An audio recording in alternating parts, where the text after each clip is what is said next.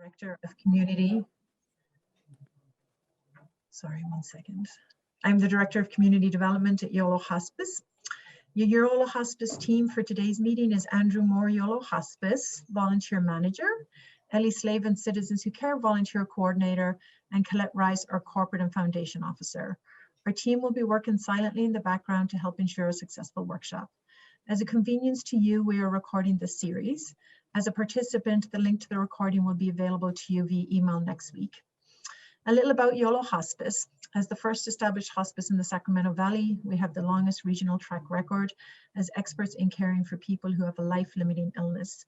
We currently serve more than 180 communities in the 5 counties of Yolo, Colusa, Sacramento, Solano, and Sutter. We are your experts for palliative and end-of-life care. Please reach out to us directly if you have any questions in this chapter of your life for you or your loved ones. We are here to support you. Remember, hospice is a choice. Not all hospices are the same. Please ask for Yolo Hospice by name. I would like to introduce our volunteer manager, Andrew Moore, for a few words.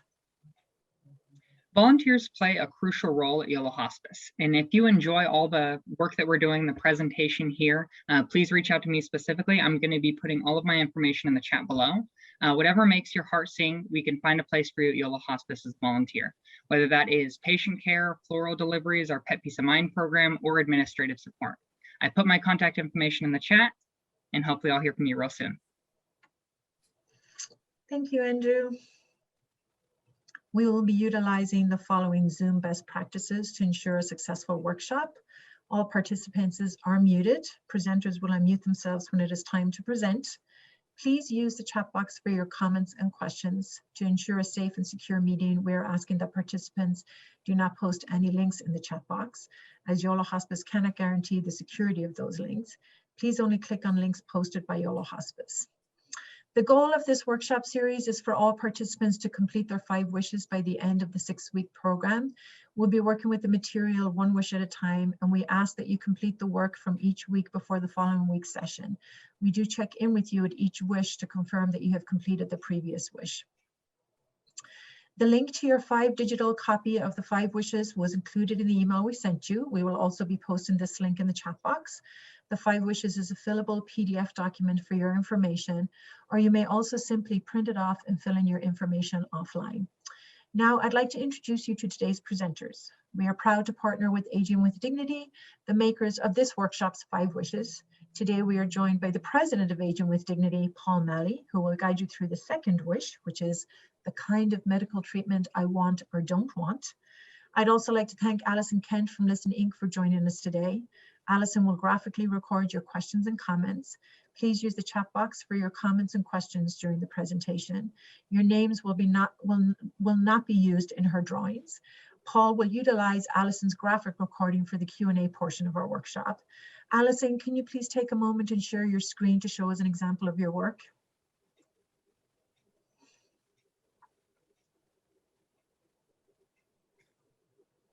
There we go. Great, thank you, Alison. For those questions that do not get answered during the workshop, we will continue to work with Aging with Dignity offline and get them answered. We will then forward to you via email a picture of Alison's graphic recording of wish 2 with your questions answered. Before we begin, please answer the short poll survey coming up on your screen. It will provide us with important data as to where you are at with your advanced care planning.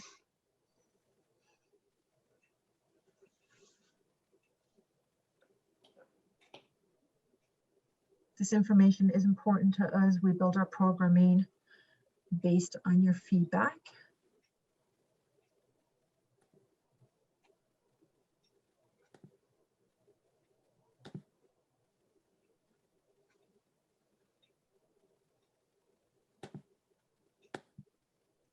Looking good. Okay. Thank you so much for that. And now I'll turn it over to you, Paul. Thank you so much. All right, thank you, Louise. It's great to be with everyone, back with everyone, especially the team at Yolo Hospice. Although we have not met in person, we've met eye to eye by Zoom at least, and now it's great to see several of you back to participate in this second round, this second session of the 5 Wishes presentation. I saw in the survey that some of you were here for last week's presentation about Wish 1, and some of you weren't. So either way, that's fine. We're going to start this with a little bit of a review on what we talked about last week, just to touch on it. So whether you were here last week or you weren't, we'll make sure that you have all the information that you need to pick up where we are today and then keep going for the rest of the session.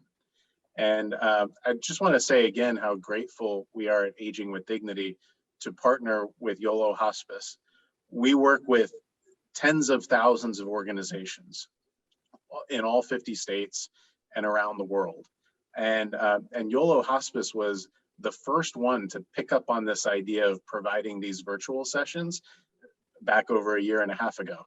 Others have followed Yolo Hospice's lead and replicated it around the country, but Yolo Hospice was the first one to call us up and say, hey, can we have some of these conversations virtually so that people in our community can learn from us together and have what they need to make some practical steps for advanced care planning?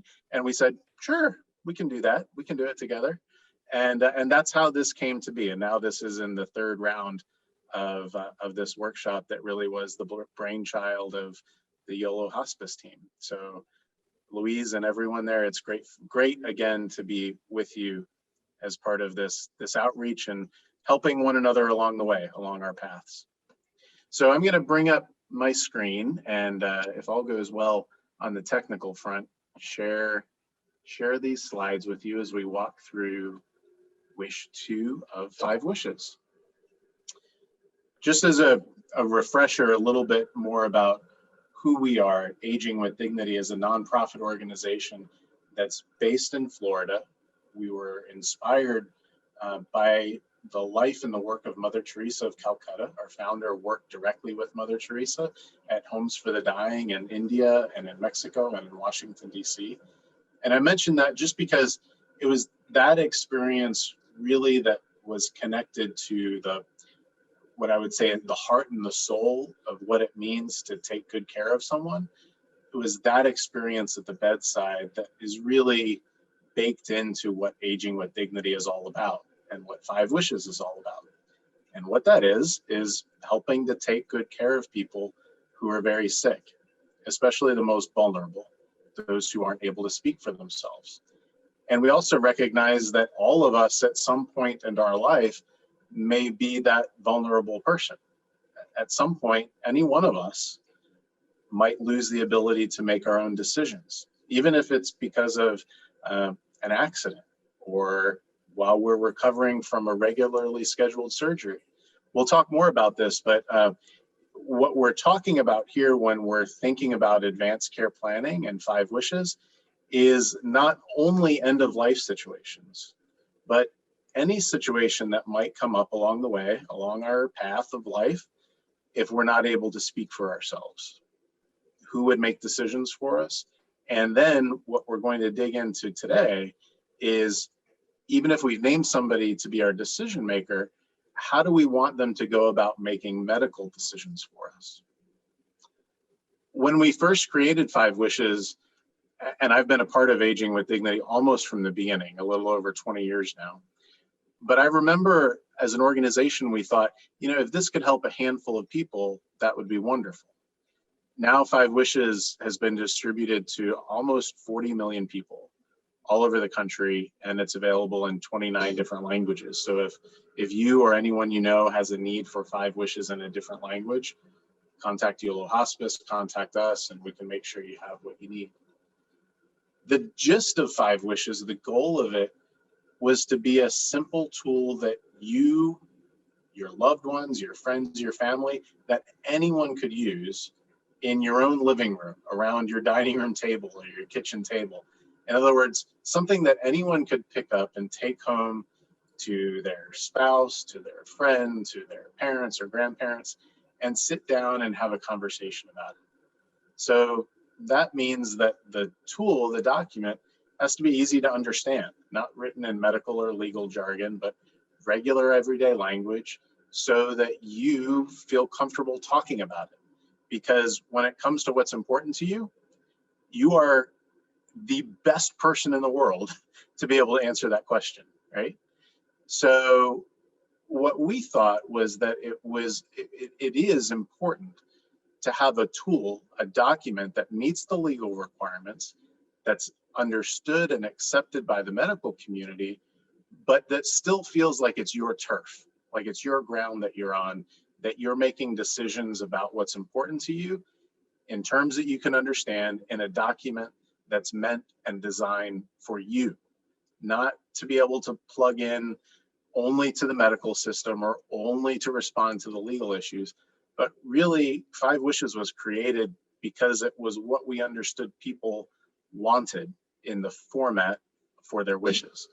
That's why we created it, and we were grateful to have the help of the American Bar Association. They actually helped us review the laws of all 50 states to make sure that Five Wishes could meet the legal requirements in as many of those states as possible.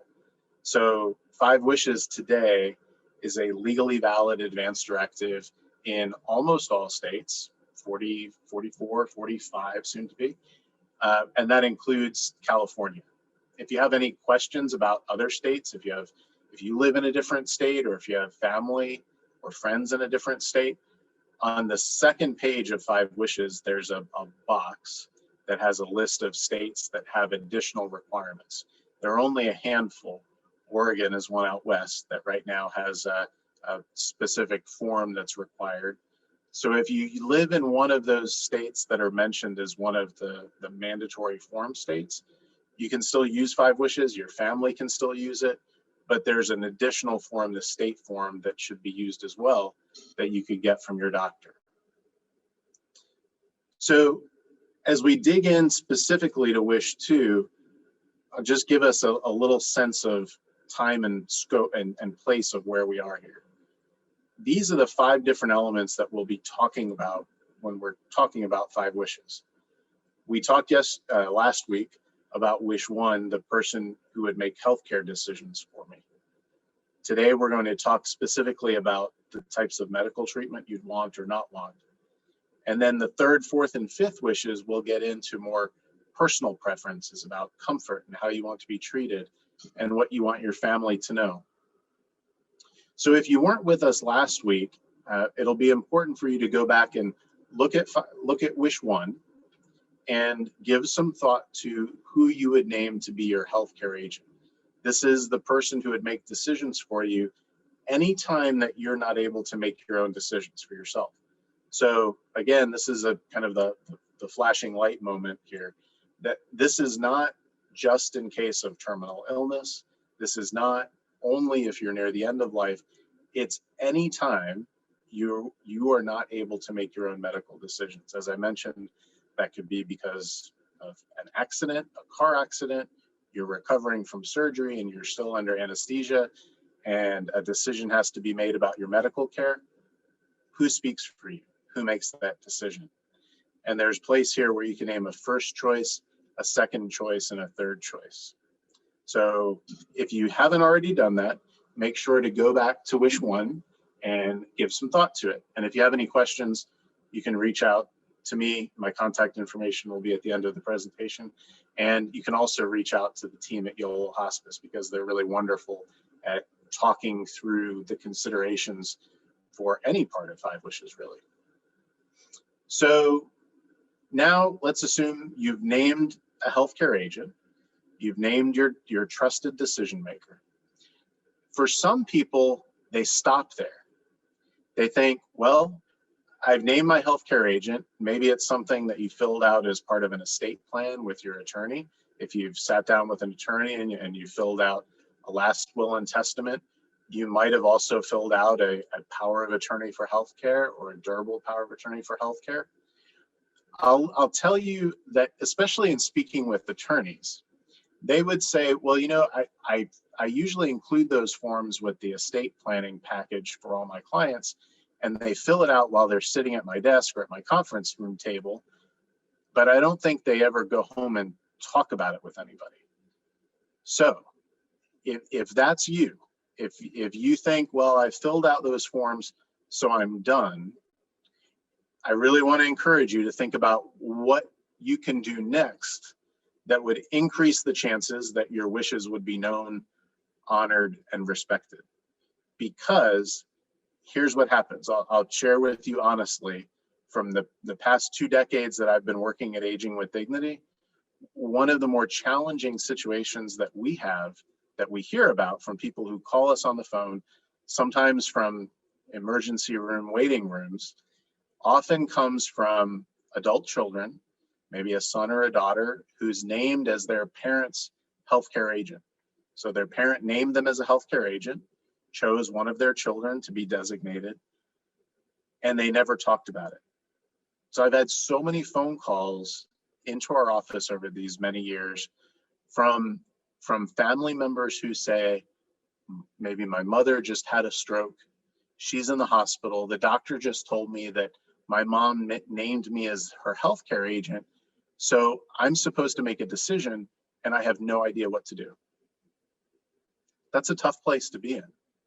I remember one woman specifically talking with me, and she said, I believe she had 5 siblings, or she was one of 5 children. And her voice still stands out in my mind because I remember her saying, now I know that my mother wanted me to have this responsibility, but now she said, I feel the weight of the world on my shoulders, because she said, out of all my siblings, I know that I'm the one who's supposed to make this decision, but I have nothing to go on. So that's the importance of wish 2 and the rest of 5 wishes as well, because it is important, but it's not enough to name a person to be your healthcare agent without giving them instructions. So wish 2 will provide your healthcare agent with more breadcrumbs, so to speak.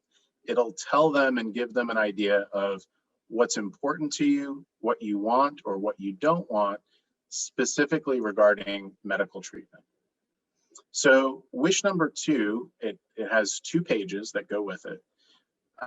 The most important part of the first section is right there in the middle of that page. There's a definition, and it's under the headline, what life support treatment means to me.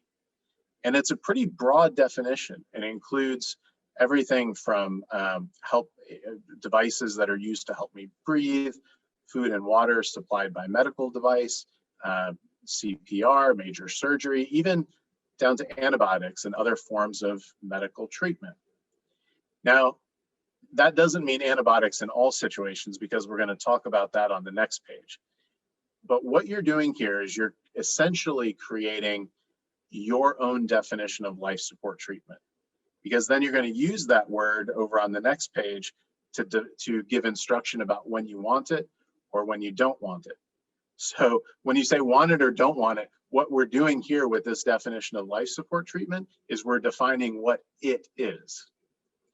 So again, if you're someone who maybe has filled out a living will or an advance directive paperwork with your attorney or somebody in the past, I'd encourage you to go back and look at that document. Number one, to see if it still reflects your wishes, but also to see if it defines what life support treatment is, what it means to you, and if it gives you the chance to define it for yourself.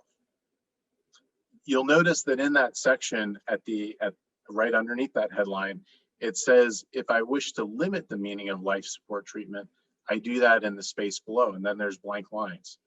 So if you want to add anything to that definition or limit that definition, if you want to write your own thoughts about, say, feeding tubes, anything like that, that's the space to do it, so that you have a definition that you agree with. Here's the challenge in other documents that exist, especially older ones.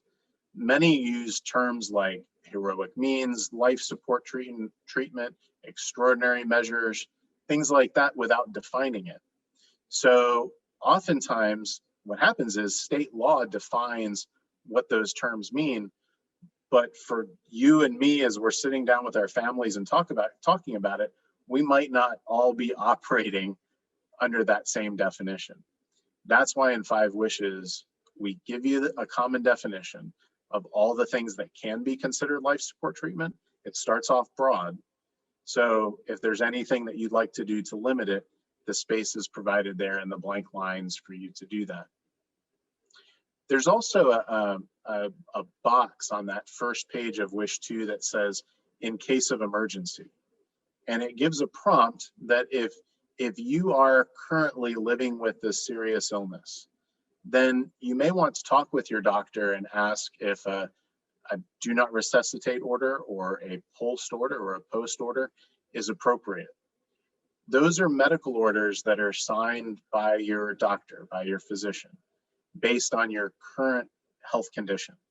So that's why I say if you have a current serious illness, especially those patients who are receiving hospice care, they have a condition that is believed to be possibly terminal, then they might talk with their doctor to say, help me understand what's likely to happen next. And then the question will focus, will look at the options regarding resuscitation. And if heart stops, would you want to be resuscitated? Would you want emergency personnel responding and providing resuscitation based on what you know about your health condition today? That's the difference between a medical order that's signed by a doctor and your advance directive 5 wishes, which is signed by you. One, your 5 wishes is looking into the future and saying, if these things happen, if my condition changes, then here are my wishes regarding life support treatment. The other, the physician order, whether it's a DNR or a PULSE, doesn't require any change in condition. It's saying, based on my health condition today, I've talked with my doctor, we've made a decision about what the order should be if my heart stops regarding resuscitation. And that would be a separate document, a separate conversation that you'd have with your healthcare provider.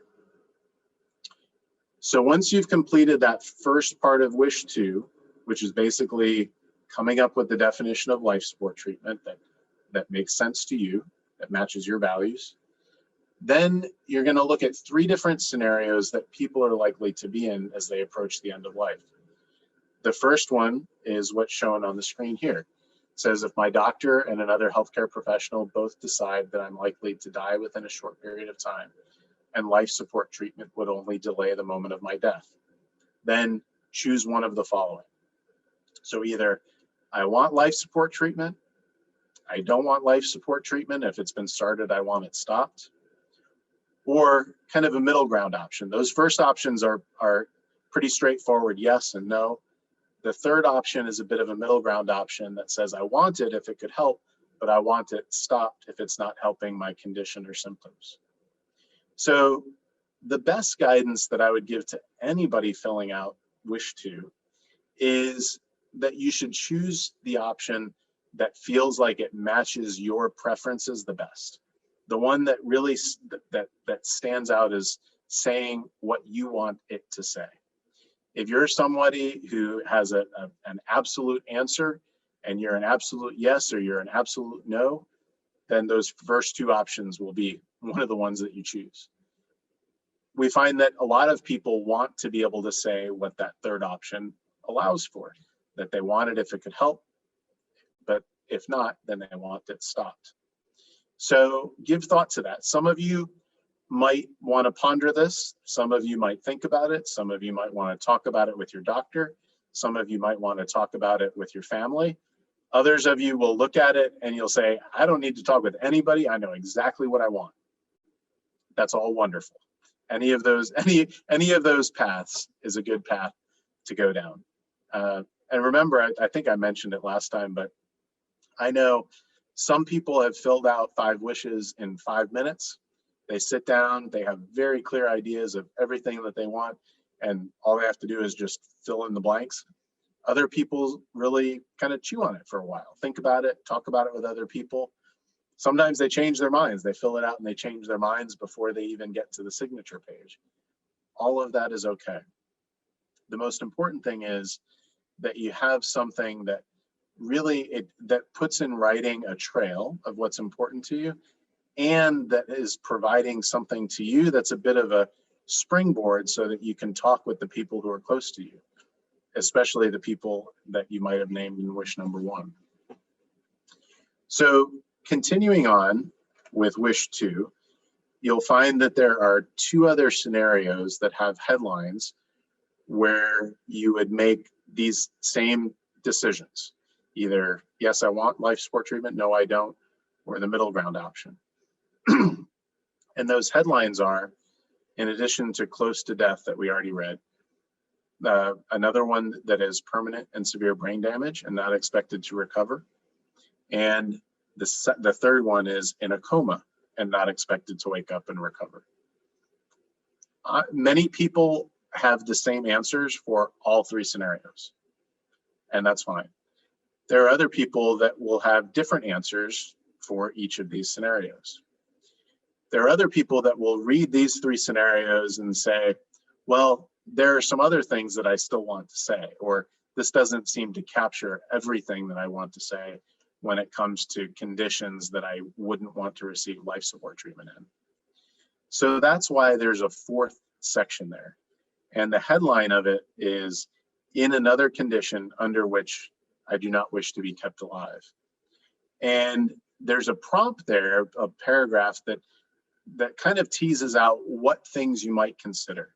If there are different situations or scenarios that you could think of that you would want to describe in which you would want life support treatment to either be not started or stopped. And there are blank lines there where you can write that description in your own words. There are some people that leave the blank lines there blank. They don't put anything there, and that's fine. If you choose to leave it blank, I know some people put an X through it just so it's clear that they didn't write anything there, and so that nothing else can be added there that they don't want to be there. So that's something that you could choose to do. I know that other people have maybe thought that there's nothing else that they want to add, but they just want to add some emphasis to it. So I know a few people who wrote in big black Sharpie marker, I mean it, with a big exclamation mark, and underline it as a way of just kind of putting their stamp on it to say, I'm serious about this. I know other people still that will use those blank lines to give some additional instruction about maybe who else should be consulted. I mentioned that in wish number 1 too, that sometimes a person might want to direct their healthcare agent to talk to, say, a religious leader, a priest, a rabbi, a minister, if there are religious considerations, especially in wish 2 regarding life support treatment. It might be that you have a doctor who you trust, who you've known for a long time, and you're mindful that if you're in a hospital, that doctor who you've known for a long time might not be your attending physician. I know with my own parents, they've been fortunate enough, I don't know how it happened in today's day and age, but they've had the same doctor for probably about 20 years, and they trust him a lot. When my mom was in the hospital recently, of course, he wasn't the hospitalist. He wasn't the person who was visiting her in the hospital, but she was happy to know that he was being consulted in her care decisions. That meant a lot to her. So as you think about somebody making decisions for you regarding your medical treatment, if you're not able to speak for yourself, maybe there's a doctor, maybe there's somebody who you know and trust who you didn't name as your healthcare agent, but you might want to say, hey, ask this person for their opinion. Ask Dr. So-and-so, ask Reverend so-and-so. Anything like that that's important to you, this is a place where you can write it. And remember that this wish in particular, it's all about the clinical treatment. It's all about the medical treatment. What is decided for you, what is decided that you would want, and what it's believed that you would not want. So the other thing to keep in mind is that these 2 wishes, wish 1 and 2, they really go hand in hand very much, because the role of the healthcare agent named in wish number 1 is not to make any decision or to make a decision based on what they would choose for themselves, but their legal responsibility is to make a decision for you based on what you would have decided for yourself. So that makes this wish 2 so important, because if there's any question about whether or not that person who you've named as your healthcare agent, if anyone is questioning if they're making the right decisions for you, wish 2 is the trail. It's the paper trail. It's the writing that says these decisions are being made based on what this person said they wanted, and they jive, they go together. So after you've filled out wish 2, or even while you're filling out wish 2, if you already know the person that you've named as your healthcare agent, it might be helpful to have a conversation with them about it, to talk with them about it. Honestly, sometimes those conversations happen, and you realize that maybe the person who you thought was going to be the right healthcare agent, maybe there's somebody who might be better, because sometimes disagreement comes up, even in families, sometimes especially in families, where we feel like we know each other perfectly, right? Spouses that have been married for decades, or adult children feel like, well, they have known their parents all their lives. But when it comes to some of these questions, sometimes even within families or close friendships, or even in clinical settings, healthcare providers, we can make assumptions about what other people want. Sometimes we assume that everybody would decide things exactly the way that we would decide them for ourselves. Sometimes that's right, and sometimes it's wrong. And sometimes that surfaces when these conversations happen. So talk about it with your healthcare agent. And, you know, as we continue this series now, going through the remainder of 5 wishes, if you happen to have an appointment with your physician sometime in between there, take this in with you. Even if it's not complete, even if it's not signed, you can let your doctor know, I'm thinking about this. I'm talking it through. Maybe if you've already filled out wish 2, you can relay to your doctor what you've decided. If you have any specific questions about your condition, your health condition today, anything that you know about your diagnosis or your existing health conditions, and how that might come into play with decisions about life support treatment, that's the perfect time to ask. Whether it's a visit that you're having in person, or even a virtual consultation if you're doing virtual visits with your physician these days, or if you're doing your annual well checkup that's part of your Medicare checkup. Any of those interactions with your doctor are very good times to say, I just want you to know I'm thinking about this. I'm completing it. Once you've signed it, then you can bring in a copy of your completed 5 wishes, give it to your doctor, and ask that it be included in your medical chart. But I just put that out there as a flag that even over this process that we're in over this next month, as we continue to talk about 5 wishes, if you're talking with your doctor, bring it up. Ask any questions that you have. And just as a reminder too, as we wrap up this content on wish 2 and then turn it over to Allison and look at questions that you have, make sure if you do aim to wrap up 5 wishes, you just have to follow the instructions that are on the signature page. Make sure that you give copies to your healthcare agent and your doctor, and that you keep a copy, and also that you activate your 5 wishes by just going onto the website 5wishes.org/activate, entering your name and your email address, and that way we can keep you posted if there are any changes that you need to know about. And as always, you're welcome to use any of the resources that we've created at Aging with Dignity. We have a national toll-free hotline. The phone number is up at the top of the screen there. You or anybody who you know is welcome to call us and ask us any questions as you're filling out 5 wishes. And the website also has additional resources like conversation guides for families and clinicians, and the translations in these many languages that are there. And in addition to calling us at that toll-free hotline, if you have a question that you want to send my way, you're welcome to reach me at this email address here, and I'm happy to respond to you that way as well.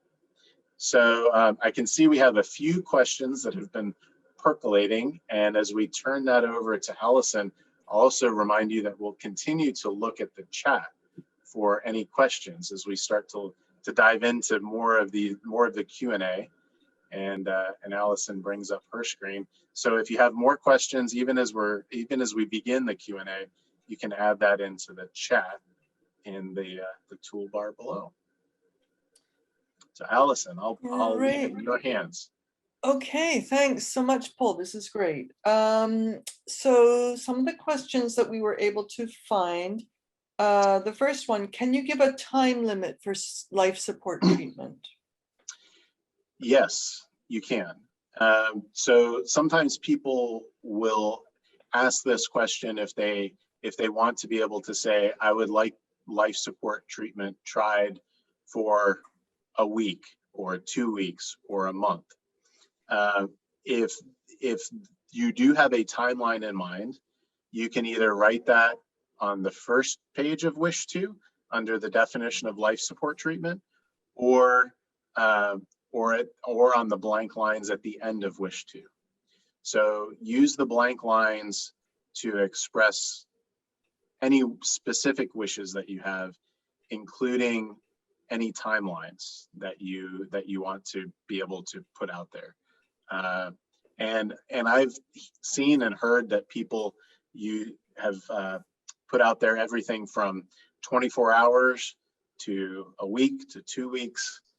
And that's something that I would actually encourage you to talk with your physician about, because especially in that conversation with your physician, you both can take into account everything that's known about your health condition and what effects and interactions any life support treatment or clinical treatments would have based on everything that's known about you. And in that case, your physician may help you to understand or know if there is some sort of a magic timeline after which life support treatment is very unlikely to be effective for you. That would be different for each person. So you can definitely do it. There's space for it. And I would ask for some help in coming up with that timeline. Great, thank you. Second question, Wish 2's language is confusing to me. What if I do want my life taken if I'm in unremitting, uncontrollable pain? And I guess there was quote marks around taken. Right, it's a good question. So two things. One is that it's very important to convey your thoughts about pain. You can do that in a little bit in Wish 2, but there's even a better option in Wish 3 to be able to communicate what's important to you regarding pain and pain management. So I think that's important. That's often one of the greatest concerns, fears, and sources of anxiety for all of us, I think, is, will I be in pain? And for most of us, we would say, I don't want to be in pain, and I want to know that my pain will be managed. And sometimes people have different degrees of emphasis on that. There are some people that will say, this is my absolute worst case scenario. My biggest fear is being in pain. So do anything that you have to do to keep me comfortable, to keep me out of pain. Even if that means that I might be drowsy or sleep more than I would otherwise, or even if there is the unintended consequence that may hasten my death, which sometimes would happen in end of life scenarios where there is extreme pain. And I think palliative care providers, hospice care professionals would be fast to say that in almost all situations, pain can be managed so that a person is not uncomfortable. That may require a lot of pain medicine, which could have side effects. So we'll talk a little bit more about that in Wish 3 also. The second point is that the statement there about the intention of taking life, the critical hinge there in that statement is that I don't want anything done with the intention, underlying intention of ending my life. What that says is that the questions that are being addressed in Wish 2 are different and distinct from, actually the question I see right below it is about the California End of Life Option Act.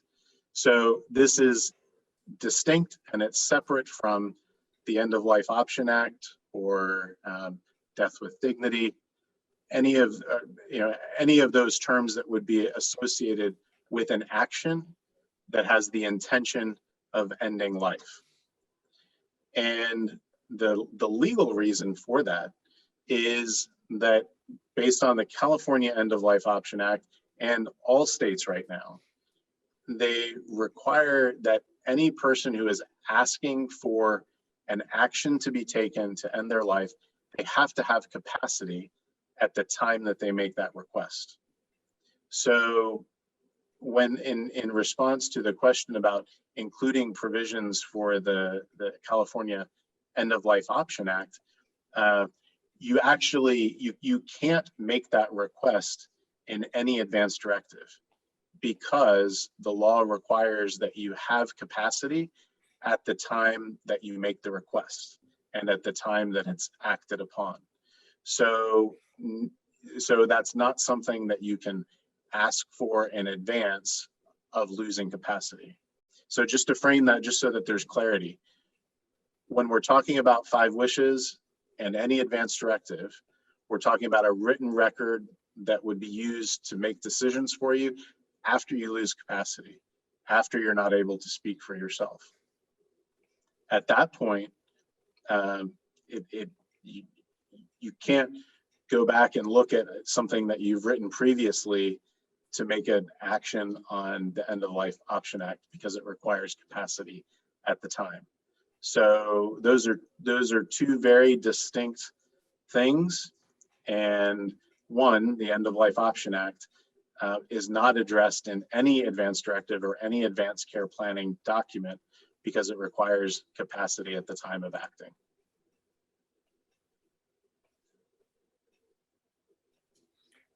Great. Okay, thank you. Complicated. That's a complicated one. It is a little bit. Yeah. Does option 3 mean that life support would be to give comfort or ease symptoms even though you're still expected to die? So it could be, yes. So that's looking at that question, that answer that I wanted if it could help. I want life support treatment if it could help. It gives an opening for that scenario for life support treatment to be comfort care. That doesn't mean that if you don't choose it, that it wouldn't be offered, because the standard practice would be anything that helps a person to be comfortable would be a part of standard mode of care. Hospice care professionals, palliative care professionals would not withhold any treatment that was intended for comfort. But for some people, they really want to be able to say, I want life support treatment if it could help. For some other people, I think it shows the degree of certainty of their answer. So remember, I said there's an absolute yes, there's an absolute no. This middle ground option shows a little bit of a degree of certainty. I know that there have been several instances, some that we've heard of, where families are gathered together at the bedside of a loved one who's near the end of life. And maybe someone is traveling and there's a question of would mom or dad want to receive life support treatment if that meant that they were able to remain alive and with us and present for a little bit longer so that somebody could arrive from out of town. These are practical questions that sometimes come up that you're in a place where you can give direct answers right now, because some people would say, absolutely not. I do not want life support treatment in any instance. Anything that's been said or needs to be said has been said. I don't need to wait for somebody to arrive from the other side of the country or the other side of the world. But all those are personal preferences and can be explained also in the blank lines if there's anything specific that a person wants to either hopefully have and receive or avoid. So you can use those blank lines to kind of paint the picture of anything that seems like would be the best scenario for you, or anything that seems like it would be the worst scenario that you would want to avoid. Right. Okay, this next one, if there's a chance of recovery, can you ask that life support be started but stopped after a certain time if it's not helping? So this really is kind of like the first question, Correct. you know, about limiting the time availability. Yes. Yeah. And so the answer to that is yes. And I think that's unpacked a little bit at the top. Mm-hmm. But I'd also add that this shows the importance of nuance and of the communication that goes along with the document. Because if this is what you want to express, that you have an idea in your mind that that life support treatment would be worth trying for a limited amount of time, but if it's not helping, then you want it stopped. That's something that is very good to talk about with your doctor, but also with family or anybody who might be involved as your caregiver, because it helps for them to be able to ask you a clarifying question about it that they'll remember, even if they're having to make a decision 5 years from now or 10 years from now. That helps in addition to having it written down in a document, to have it written in a document and to have a back and forth discussion about it, so that if they're called on to make that decision for you, they can remember back, oh yeah, I remember sitting down with mom at the kitchen table and we talked about this. And there will never be an exact scenario that you talk about that's played out exactly as you talked about it. But what you're trying to do is paint some pictures in the minds of the people who would be your caregivers of what good and what bad looks like to you. You know, more of this, less of that, or some of this and none of that, so that if they have to make decisions for you, they're looking through a lens that is as close to possible to what you would look through for yourself. Great, thank you. If I know that if I get severe dementia and I'm at the end of life, can I say I no longer want to be offered food or water? So you can add in specifically instructions regarding dementia and end stage conditions. That's prompted actually in that fourth scenario of other conditions that you want to describe.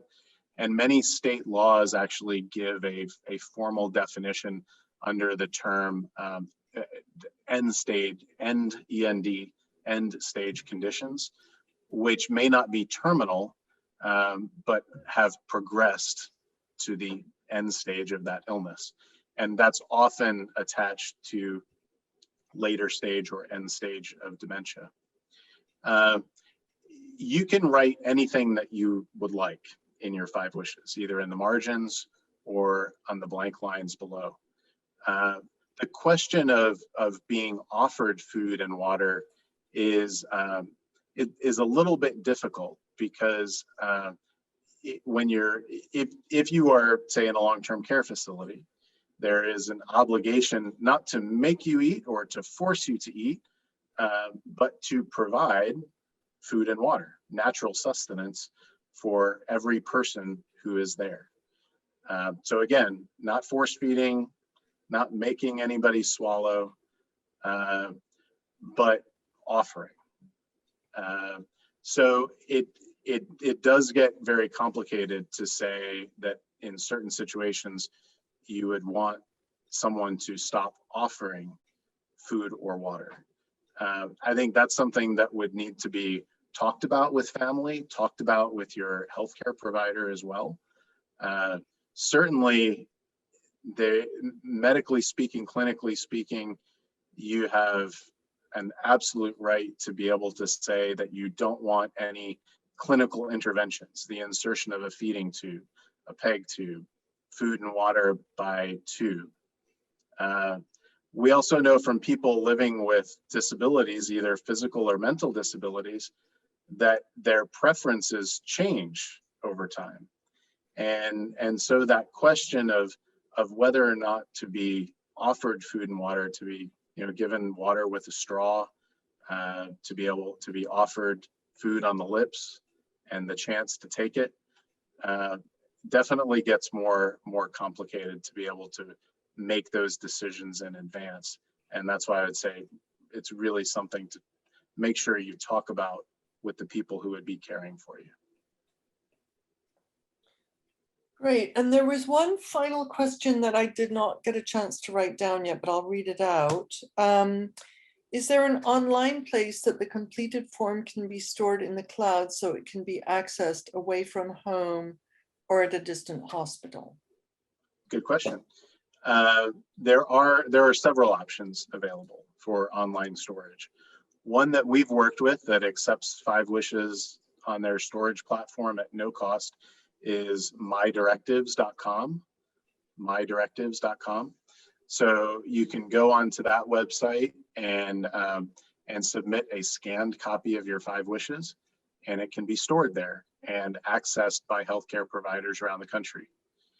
The other thing that I would make sure you do no matter what is make sure that you give a copy of your 5 wishes to your doctor and ask that it be included in your electronic health record.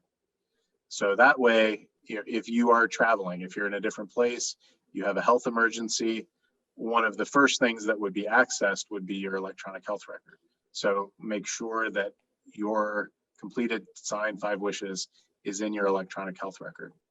Then the other thing I would say is make sure that your healthcare agent who you've named in Wish 1 or any friends or family who would be involved in your caregiving, make sure that they know where to find a copy, whether it's a hard copy or a digital copy. It could be a scanned, as simple as a scanned PDF that you send to your adult children or to a trusted family member or a trusted friend. I know when my mom was in the hospital recently, we did all of the right things. 5 Wishes was in the medical record, but she was in a different hospital. They couldn't find it.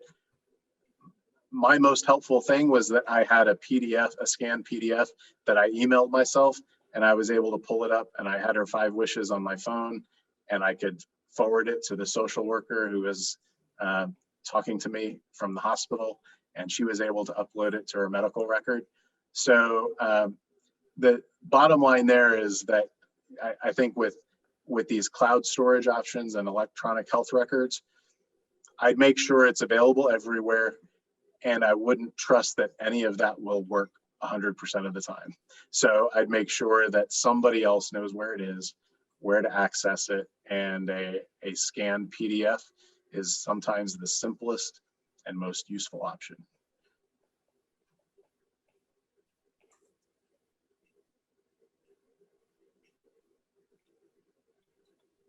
There we go. Okay, I think that's it. Let me zoom out. Are there any other questions that people can think of, having been listening to what Paul's been saying?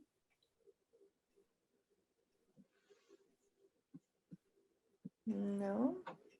Okay, well, thank you very much, Paul, and I will hand this back now to Louise. Thank you.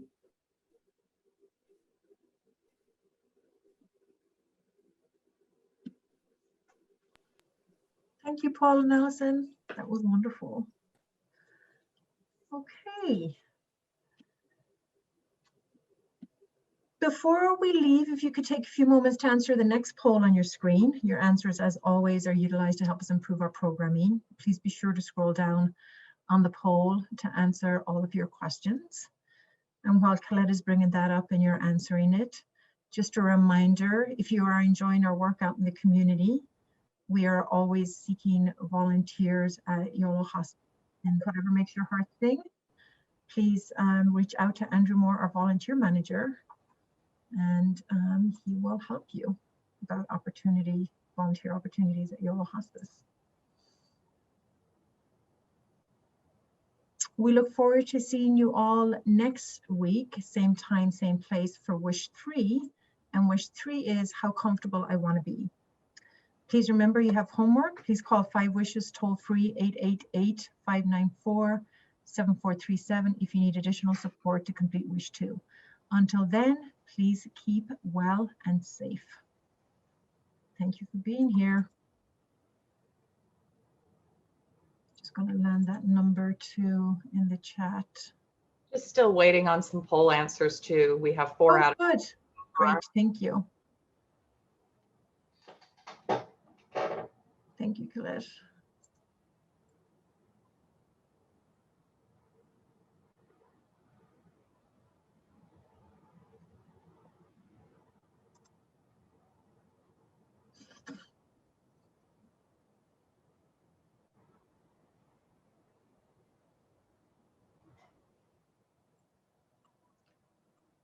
Okay, I'll end the polling now.